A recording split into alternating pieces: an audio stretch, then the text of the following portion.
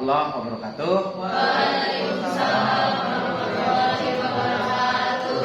Sesuai dengan apa yang kita sepakati minggu lalu, bahwa hari ini kita akan menyampaikan materi yaitu tentang protista yang diwakili oleh kelompok berapa yang tampil? Kelompok 1 ya.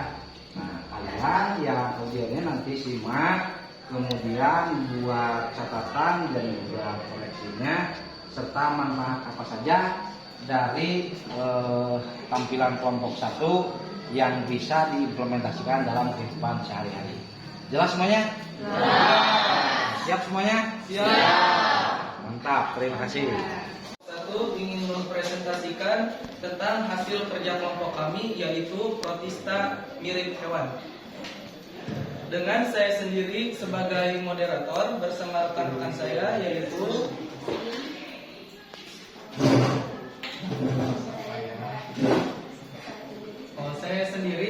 saya sendiri Dida Panelianto sebagai moderator bersama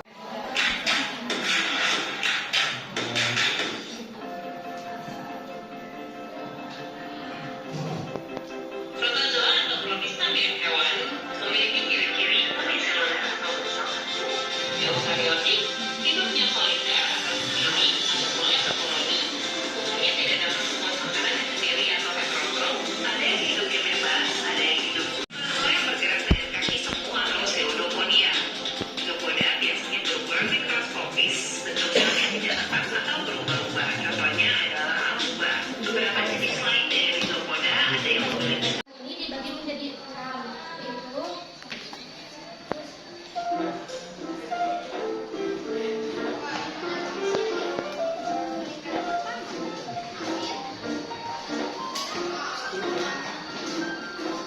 kelompok yang pertama adalah protista atau warna hijau. Melino terdapat bagian dalam tabung plasma. Seperti halnya zoopoda, flagellata juga memiliki bermacam protoplasma, yaitu ektoplasma di bagian luar yang padat dan endoplasma yang ada di bagian dalam yang berwujud pada encer. Anggota flagellata uniseluler yang bersifat mikroskopis, ada yang berkembang biak secara seksual dan aseksual. Contohnya adalah Embryona, Trypanosoma, dan Leishmania. Protozoa yang menguntungkan dan protozoa yang merugikan. Protozoa yang menguntungkan seperti dari Rhizopoda seperti peranan sebagai petunjuk adanya minyak bumi. Nama protistanya itu Foraminifera. Dari Flagellata, peranannya itu membantu rayap untuk mencerna kayu. Bagian dalam tabung plasma. Seperti halnya zoopoda, flagellata juga memiliki bermacam protoplasma, yaitu ektoplasma di bagian luar yang padat dan endoplasma yang ada di bagian dalam yang berwujud pada encer. Anggota flagellata uniseluler yang bersifat mikroskopis, ada yang berkembang biak secara seksual dan aseksual. Contohnya adalah Embryona, Trypanosoma, dan Leishmania. dan presentasi dari kami. Mohon maaf bila ada salah kata dalam pembuatan videonya. Dapat ditutup. Sekian dari kami. Wassalamualaikum warahmatullahi wabarakatuh. Waalaikumsalam warahmatullahi wabarakatuh. Ya, kasih applause buat kelompok 1.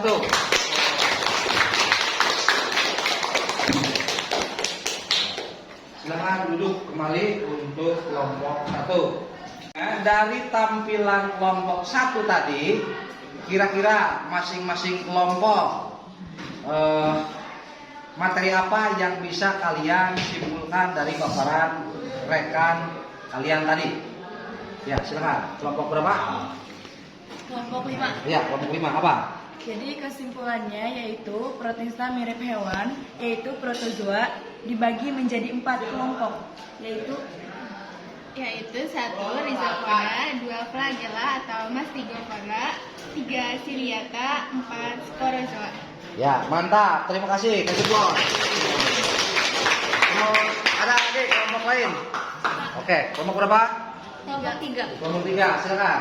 Yang kelompok kami dapatkan adalah mengenai ciri-ciri umum dari macam-macam protozoa seperti uniseluler atau bersel satu, terus hidup soliter atau sendiri, dan ada juga yang hidup berkoloni. Yang selanjutnya ada yang hidup bebas dan saprofit. Selanjutnya ada yang hidup sebagai parasit juga. Ya, mantap. Terima kasih. Berikutnya kelompok berapa? 4. Silakan. Jadi dari kesimpulan video tadi, struktur tubuh protozoa terdiri atas sitoplasma, yakni membran plasma yang berfungsi sebagai pelindung. Membran ini juga mengatur pertukaran zat di dalam sel, bahkan ada yang dilengkapi silia atau flagel. Dah. Bagus, hanya itu. Oke, terima kasih. Kasih plus buat kelompok A. Dan kelompok terakhir, apa kesimpulannya? Yang dapat ditangkap oleh kelompok kami tentang Protista mirip hewan, yaitu mengenai Rhizopoda. Rhizopoda yaitu jenis protozoa yang bergerak dengan seperti semu. Rhizopoda hidup sebagai parasit di daerah dengan aliran air tenang yang banyak sisa organismenya seperti di dasar kolam, dangkal, atau sungai. Dah. Oke, mantap. Terima kasih. Dari catatan-catatan masing-masing kelompok, kalian tadi sudah bisa menyimpulkan ada yang berdasarkan habitatnya, alat geraknya, dan lain sebagainya. Nah, kemudian ada 3 di antara kelompok yang bisa menyebutkan manfaat dari pelajaran hari ini apa? Ada yang bisa? Angkat tangan. Silakan. Kelompok berapa? Kelompok 5. Apa? Jadi, manfaat mengetahui protozoa mirip hewan yaitu sebagai penghasil oksigen di laut.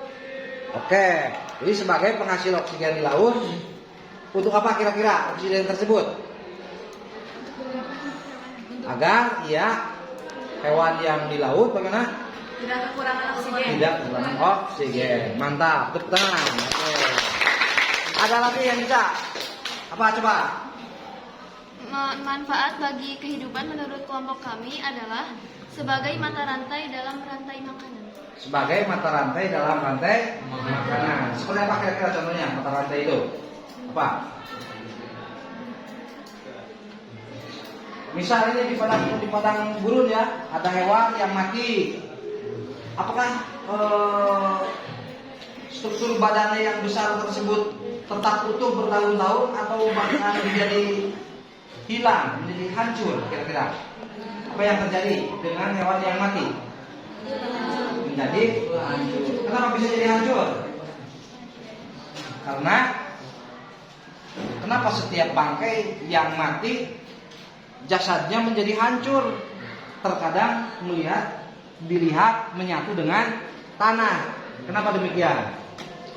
Ada yang bisa menerangkan? Karena adanya organisme hidup lain yang mikroskopik bagaimana? Menguraikan jasad tersebut. Nah, itulah salah satu manfaatnya. Oke, ada lagi kelompok lain? Silakan apa? Manfaat yang dapat kami ambil yaitu dapat mengontrol populasi bakteri. Dapat mengontrol populasi bakteri. Ya, oke, bagus. Semuanya bagus. Terima kasih. Dan pelajaran hari ini dicukupkan dulu sekian, di mana kita telah menggali materi tentang Protista mirip hewan.